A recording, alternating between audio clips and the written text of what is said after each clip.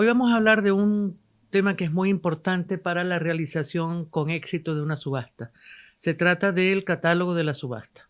El catálogo de la subasta es en principio un vínculo tanto intelectual como legal entre compradores, vendedores y la propia casa de subasta. El catálogo de subasta tiene una cantidad de contenidos en función de la importancia de la subasta, de las políticas de cada casa de subasta, de la importancia de la subasta dentro de, por su contenido, ¿no? Y contiene una cantidad de información, la cual en algunos momentos es opcional, pero también contiene un conjunto de informaciones que son obligatorias. Vamos a empezar a analizar esos contenidos obligatorios que debe tener el catálogo de la subasta, de manera de que cuando tengamos nuevamente uno de estos catálogos en la mano, pues sepamos cómo actuar y cómo actuar en la casa de subasta. Recordemos en principio qué es lo que es una subasta. Una subasta es un foro abierto en donde compradores y vendedores convergen en una forma libre para intercambiar un bien, y ambos, tanto compradores como vendedores, están muy bien informados. Aquí es donde nos vamos a parar, en la palabra, en la frase, estamos muy bien informados. Se supone que el catálogo de la subasta debe darnos parte de esa información. Entre los campos obligatorios que tiene que tener el catálogo de la subasta está, por supuesto, la descripción de cada uno de los lotes. Si nosotros revisamos estos catálogos, cualquiera de los catálogos de cualquiera de las casas de subasta reconocidas, vamos a ver que esta descripción es muy específica y es una descripción que nos lleva a hacernos una idea mental de cuál es el lote que se va a subastar. Lo primero que tengo que definir es la palabra lote. Lote para todos los subastadores y para todas las subastas es la unidad o conjunto de unidades que se subasta simultáneamente. Es decir, cuando, por ejemplo, se vende un conjunto de gráficas de un mismo artista que pertenece a una misma serie, vamos a poner un ejemplo. Supongamos que tenemos una carpeta de los grabados de Goya, de la tauromaquia o de cualquiera de las series de Goya. Está compuesta a lo mejor por 15 o 20 piezas. Esas 15 o 20 piezas se resumen en una sola palabra, que es un lote. Y es el lote número tal de los grabados de tauromaquia, de Goya o de Picasso o de cualquier artista que vayamos a vender. Ok, definido el término de lote, tenemos que pasar a los contenidos de las condiciones de la subasta.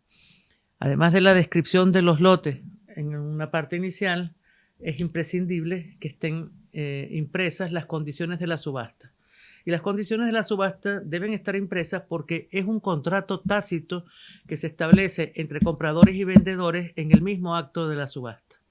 Un contrato verbal, indudablemente, es un contrato marcado por la actuación, pero toda persona que llegue a una casa de subasta tiene la obligatoriedad de haber leído esas condiciones de subasta. Y el subastador, por su lado, también tiene la obligación de hacérselas notar antes de empezar la venta.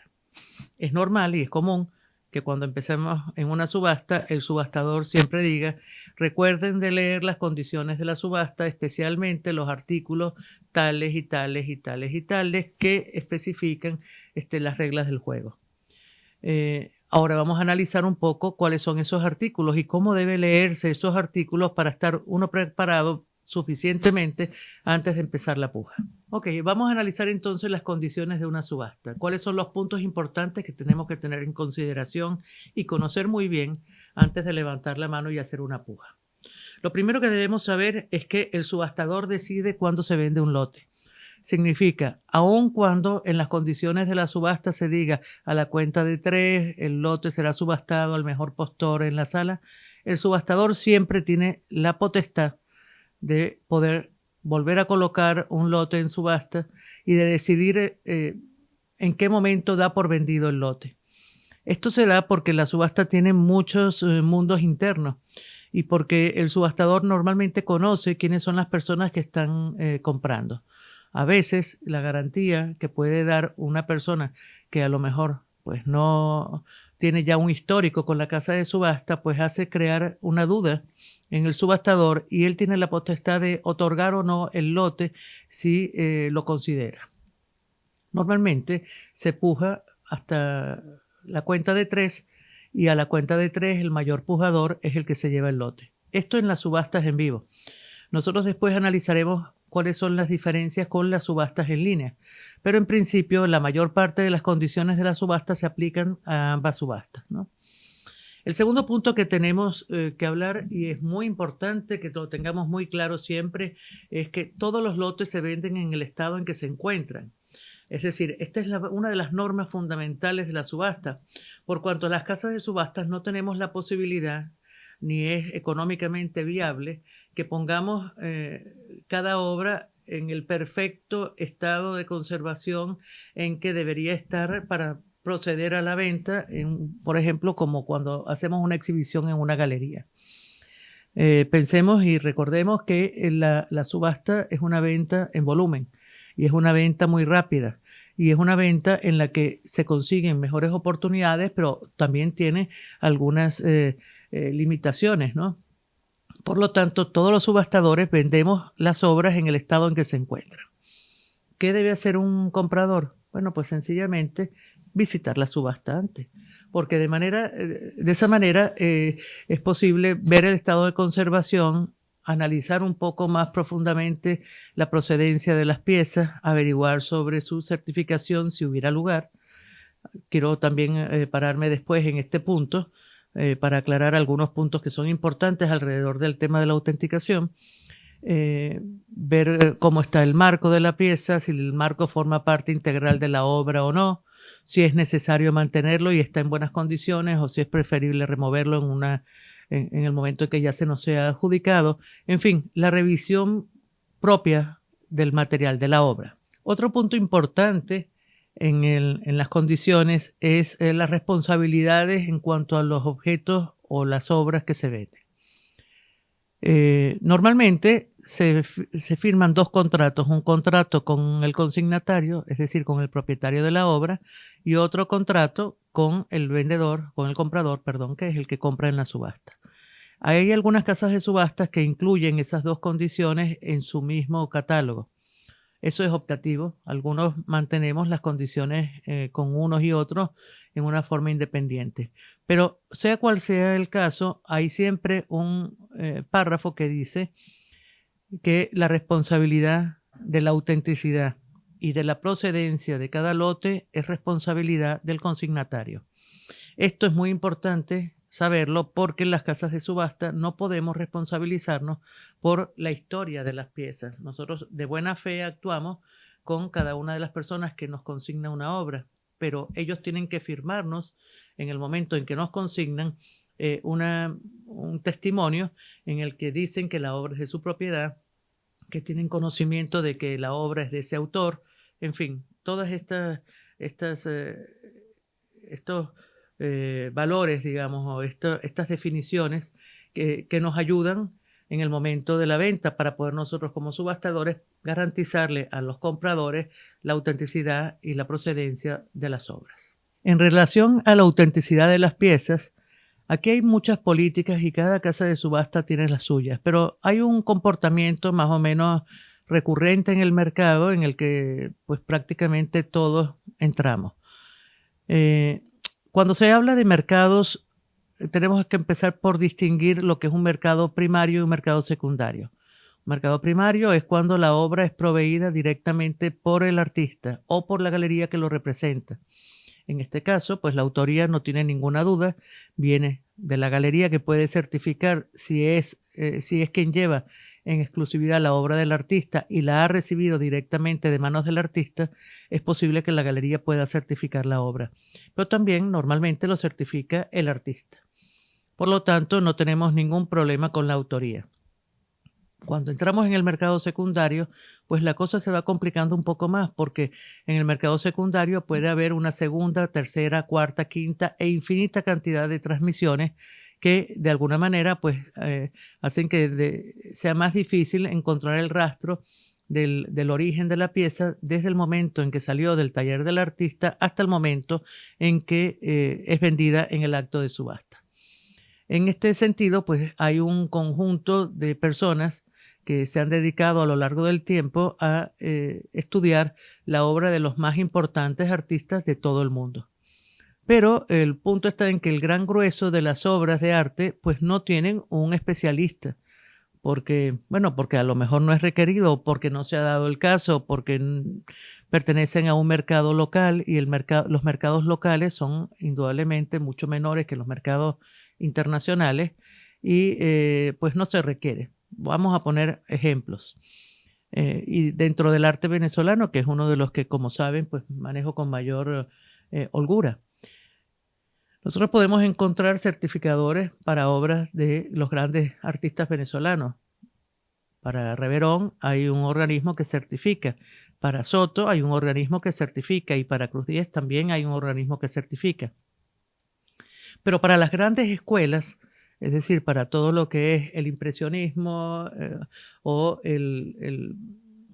la figuración o el informalismo, etcétera, que abarca un conjunto de artistas y una época determinada, lo normal es que haya expertos que trabajen sobre épocas completas, no sobre obras específicas o sobre artistas específicos de esas épocas. Con esto quiero decir que en algún momento pues, puede pasar que nos encontremos con que no hay quien certifique una obra de arte de un artista del mercado secundario de un mercado local. Esto es lo más normal del mundo. ¿Qué es lo que pasa en ese momento? Bueno, pues que la casa de subasta funge como experto. Se entiende que en una subasta pasan cientos de lotes mensualmente y miles de lotes al año, miles de obras. Por lo tanto, nos vamos convirtiendo en unos, vamos a decir, conocedores de mercados específicos. Y podemos de alguna manera garantizar a nuestros compradores que según las investigaciones que nosotros hemos hecho, tanto por la procedencia de la obra con la información que nos suministra el vendedor, como por la investigación documental que podemos recoger de nuestros archivos, como por los testimonios verbales del origen de la pieza, como por la conversación que podamos tener con diversos expertos en arte. Y no dejemos de lado la importancia de nuestra propia experiencia una vez visto tal cantidad de obras. Esto nos lleva a la conclusión de que la pieza tiene esa autoría. Eso es lo más frecuente. El mayor número de obras que se venden en subasta entran dentro de esta rigurosidad, vamos a decir, o de esta investigación documental, teórico, verbal, práctico, porque podemos ponerla esa investigación en todos los ámbitos, pero que es una investigación que es suficientemente válida y aceptada por los mercados. Hay algunos aspectos muy importantes que deben tenerse en consideración y deben leerse en las condiciones antes de llegar al acto de subasta. Uno de ellos, y muy importante, son los requisitos que exige la casa de subasta para que cualquier comprador realice una puja. Esto que a veces puede resultar un poco incómodo porque de alguna manera tenemos que dar alguna información que consideramos privada y que es privada, de hecho, de alguna manera también nos protege a todos de pujas que no sean pujas sustentables en el tiempo. Pensemos que durante el acto de subasta es inevitable que podamos tomar las pujas que están en la sala, las pujas que se nos ofrecen. Pero si nosotros tenemos como subastadores la seguridad de que todos los pujadores, todas aquellas personas que tienen una paleta y que pueden pujar en el acto público, bueno, pues tienen la garantía de poder comprar las piezas, pues entonces estamos garantizando también que el valor que se va a obtener finalmente y que el intercambio de precio al final, o sea, el precio de puja, el precio de asignación, es un valor que es fiable. ¿Por qué? Porque compradores y vendedores bien informados en un acto libre concretan la venta. Es decir, uno va a pagar, el otro va a cobrar a través de la casa de subasta. Eso es importantísimo y esa es la razón por la que las casas de subasta pedimos referencias comerciales, referencias bancarias y en muchos casos no pedimos ninguna cuando conocemos perfectamente a nuestro cliente y le queremos dar un trato preferencial producto de un trabajo sostenido en el tiempo. En el mismo sentido de los requisitos para pujar, eh, tenemos que analizar también cuáles son los gastos asociados a la compra, a esta compra en subasta, que va a ser imposible soslayar y que forman parte integral del precio. Estos gastos son la comisión fundamentalmente, el IVA, por supuesto, porque hay que pagar los impuestos una vez que se compra, como cualquier intercambio de cualquier bien. Y en algunos casos, dependiendo la legalización o la legalidad de cada país, los derechos de autor, si hay una sociedad de derechos de autor, o cualquier otro gasto asociado a la venta. Estos gastos están indicados siempre en el catálogo. Lo normal es que el vendedor asuma un conjunto de gastos y el comprador asuma otro tanto.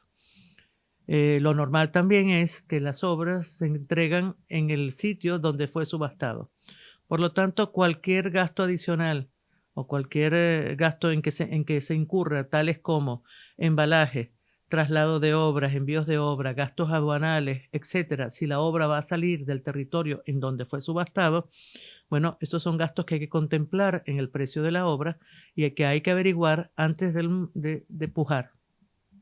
En muchas ocasiones, y dado que la subasta funciona independientemente de los gastos asociados que se puedan crear en cada uno de los mercados, muchas veces pasa que la obra de arte pues, se consigue a un precio muy económico, pero después estos gastos asociados como enmarcaje, embalaje y traslado de obra con pago de impuestos aduanales, pues supera el valor de la obra. Esto no tienen por qué tener relación. Por eso es muy importante que averigüemos todo este conjunto de gastos asociados a la venta y al traslado de la obra hasta el sitio donde nosotros queramos tenerlo antes de realizar la puja. Otro punto importante que debemos contemplar al leer las condiciones de la subasta y que debemos darle fiel cumplimiento es el tiempo que tenemos para retirar los lotes que hemos comprado. Voy a analizar desde los dos ámbitos, desde el ámbito del comprador y desde el ámbito del vendedor, la razón por la que esto existe. En primer lugar, las subastas funcionan a un ritmo vertiginoso. Normalmente en las casas de subasta tenemos mínimo una subasta al mes. Muchas casas de subastas en el mundo tienen muchas subastas simultáneamente. De manera que uno de los atractivos de vender en subasta es que podemos obtener nuestro dinero con relativa facilidad y en un tiempo relativamente corto. Los subastadores nos comprometemos con los vendedores, con el propietario de cada pieza, a que una vez que ya realizamos la venta de la subasta, haremos los pagos de la misma en un tiempo muy breve, posterior a nosotros haber recibido el pago de la obra. Esta es la razón por la que en todas las condiciones de subasta se establece que tienes tantos días hábiles o tantos días calendarios para poder cancelar las piezas, poder ir a buscarlas y poder pagarlas y recogerlas. Esto porque nosotros tenemos como subastadores que cumplir con el comprador. Todo lo que he dicho hasta ahora es muy obvio. Pero ¿qué pasa cuando no lo recoges en el momento oportuno o en el momento contemplado? En este momento, nosotros como subastadores tenemos la potestad de poder vender esa obra a otro pujador de la sala o otro pujador que esté dispuesto a pagar la cantidad que ya se ha acordado como precio final de venta. Muchas veces pasa que por no recoger la obra en el momento adecuado, las personas pierden la posibilidad de obtener esa obra. ¿Por qué? Porque sencillamente hemos tenido un conjunto de días adicionales que nos permiten hacer una investigación más profunda, que le permite reflexionar a otros pujadores de la sala alrededor de esa obra que les ha dejado esa memoria o esas ganas de tenerla. El pujador anterior al que se le fue asignada la pieza, pues ha pensado que debió haber hecho una puja más, se queda con las ganas de la pieza y ellos se van comunicando permanentemente con la casa de subasta. La casa de subasta, como bien dije en un momento previo, tiene unos tiempos también que cumplir para pagar la obra con el consignatario. Por lo tanto, Todas las casas de subasta buscamos resolver la venta de cada uno de los lotes lo más rápido posible, para pagar lo más rápido posible, para continuar con nuestras ventas. Entonces, si nosotros no pagamos a tiempo, pues sencillamente tenemos muchas posibilidades de perder los lotes. Ese es el primer factor. Pero el segundo factor vamos dejando en esos casos como una mala imagen. Y esa mala imagen, todos los subastadores lo recordamos y sabemos perfectamente que cuando vamos a vender una obra, pues hay posibilidades de que ese comprador pues no resuelva su compra en los términos que ya están pautados en las condiciones de la subasta. Eso en algunos momentos puede afectar la decisión de la venta. Y como les dije en el primer momento, el subastador siempre tiene la última palabra en cuanto a quién puede venderle la obra. Cuando yo hablo de subastador no me estoy refiriendo solamente a la casa de subasta. La casa de subasta es en principio el subastador, pero también la persona que lleva el martillo es quien realmente toma esa decisión por ley.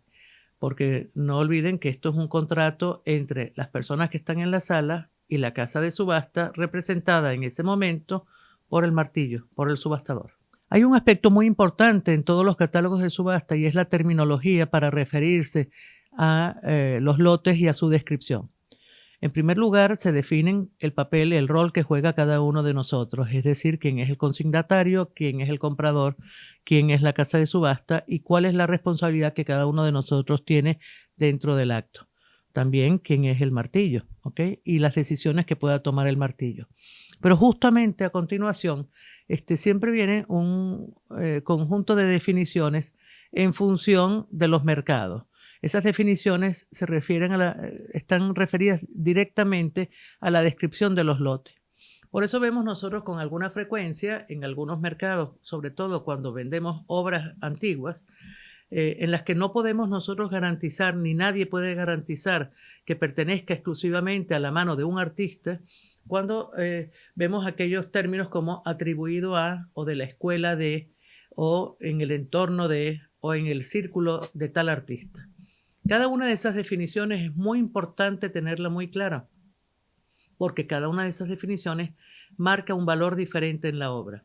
No es lo mismo decir en la escuela de tal artista, o sea, una obra, por ejemplo, de la escuela de Goya, que decir una obra de Goya. Una obra de Goya es una obra certificada, reconocida en el mercado, seguramente catalogada en alguno de los catálogos razonados, respaldada por una investigación documental y una cantidad de información adicional. Una obra del entorno de Goya, de la escuela de Goya, o del circuito de Goya, o del círculo de Goya, todos los otros adjetivos, lo que nos dicen es que seguramente Goya estuvo presente cuando se pintó o está inspirado en la obra de Goya, pero eso no quiere decir que sea un Goya, ni mucho menos.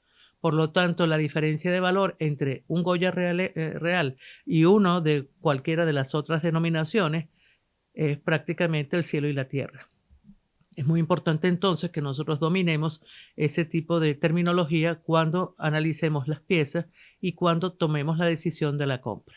Otro de los aspectos imprescindibles por revisar en un catálogo de subasta y que no tenemos ninguna opción, sino tienen que estar incluidos en el catálogo de subasta, es el listado de obras. El listado de obras se coloca en un catálogo en una forma secuencial y en principio es este listado marca el ritmo de la subasta y marca el orden en que debe realizarse la puja. Algunos de nosotros, para activar la puja, cuando estamos subastando, saltamos ese ritmo, ese orden, para tratar de mantener la atención de nuestro público. Eso es válido, es permitido, por supuesto. No es muy frecuente que se dé, pero facilita y agiliza el ritmo de la subasta y mantiene un ritmo, una tensión y un tempo en el acto que es favorable para la puja. Pero lo normal es que se haga en una forma secuencial. En esta descripción de lotes hay una ficha técnica. Cada uno de los lotes que se va a subastar tiene una ficha técnica. Esa ficha técnica está conformada por los siguientes datos obligatorios: nombre del artista, fecha en que se realizó la pieza, Puede incluirse incluso la fecha de nacimiento y muerte del autor, título de la obra, técnica utilizada, las dimensiones de la pieza, la firma, dónde está ubicada y si no está firmado debe estar indicado. Si hay alguna certificación debe indicarse en este sitio y la procedencia si es necesario o si hay alguna procedencia que significativamente afecte el valor de la obra. No es lo mismo una obra, la misma obra, una sola obra que venga de una colección desconocida a que venga de una colección muy conocida que tiene un criterio curatorial. En el mercado, esta segunda obra, la que viene de estas colecciones conocidas porque perteneció a la colección de un museo o de algún crítico de arte cuya colección se ha vendido en algún momento, o que pertenece al artista y que el artista, un artista cualquiera que fue amigo de otro y lo obtuvo por intercambio, en fin, se dan muchos casos. Ese tipo de obras, pues de alguna manera tienen como un valor adicional producto del interés que puede despertar esa procedencia particular en el nuevo comprador. Por lo tanto, la ficha técnica es fundamental leerla. Hay muchos aspectos de la ficha técnica que son opcionales de colocar.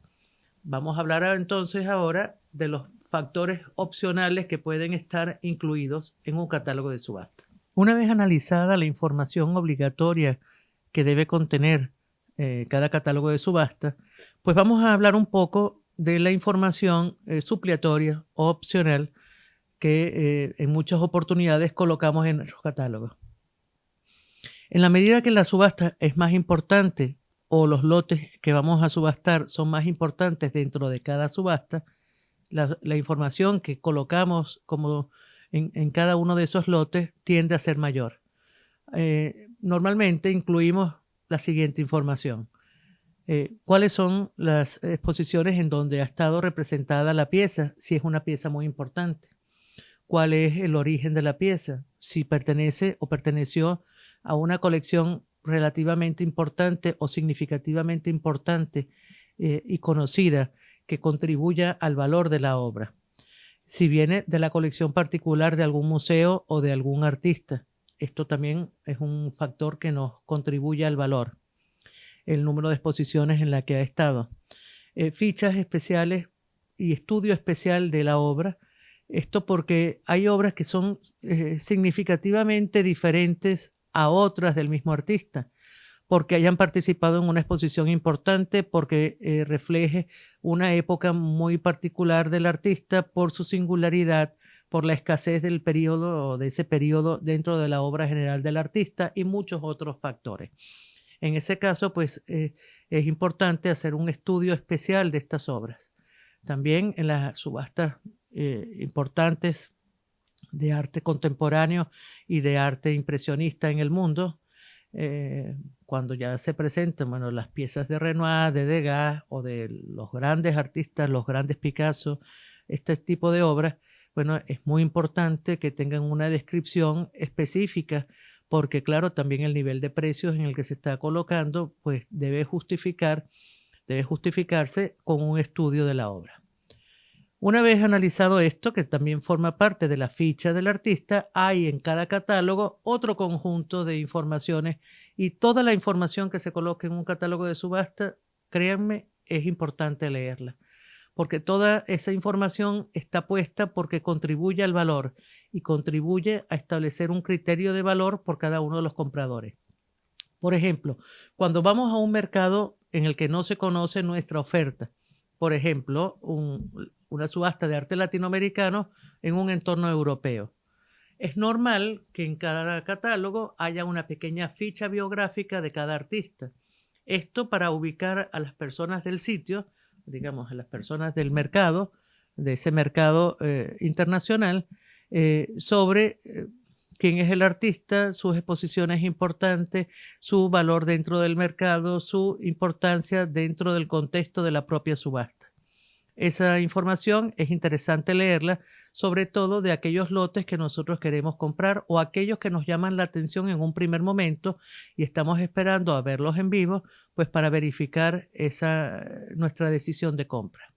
Todo lo antes dicho, en cuanto a los aspectos obligatorios y opcionales que deben estar contemplados en un catálogo de subasta, son en este momento sustituidos cuando hacemos una subasta en línea por la información que colocamos en nuestras respectivas páginas web. Cuando nosotros hacemos clic o hacemos un check en las condiciones de la subasta para poder pasar al siguiente paso en el proceso de registro, estamos entonces asumiendo ese contrato con nuestros vendedores, entre compradores y vendedores, y ambos con la casa de subasta. Esto es muy importante saberlo porque estamos en el momento justo de solicitar la información a nuestro subastador de cada uno de los lotes que queremos comprar. Yo siempre sugiero, insisto en esto, en que toda la información que podamos tener previa al acto de subasta contribuye en nuestro criterio y por supuesto nos hace pensar que estamos comprando en una forma mucho más segura. Sin embargo, un tip adicional que quiero dejarles es el siguiente.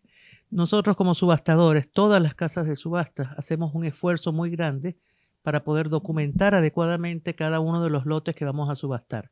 Esto por seguridad y por compromiso con nuestro propio trabajo e indudablemente por profesionalidad. Y esta cantidad de catálogos que nosotros vamos acumulando en el tiempo, porque es un material que no pasa de moda, es un material muy valioso y muchas casas de subasta son realmente muy cuidadosas en la información que suministran y muy exhaustivas en cuanto a su búsqueda. Estos catálogos, sobre todo el de las casas especializadas y aquellos catálogos de ventas muy especiales, pues nos proveerán en el futuro de información que es muy valiosa para próximas compras, para compras en el futuro, para documentar nuestras propias obras y para tener criterio sobre próximos artistas que nos puedan interesar y su cotización en mercado, en fin, todo esto, toda la información que ya hemos analizado.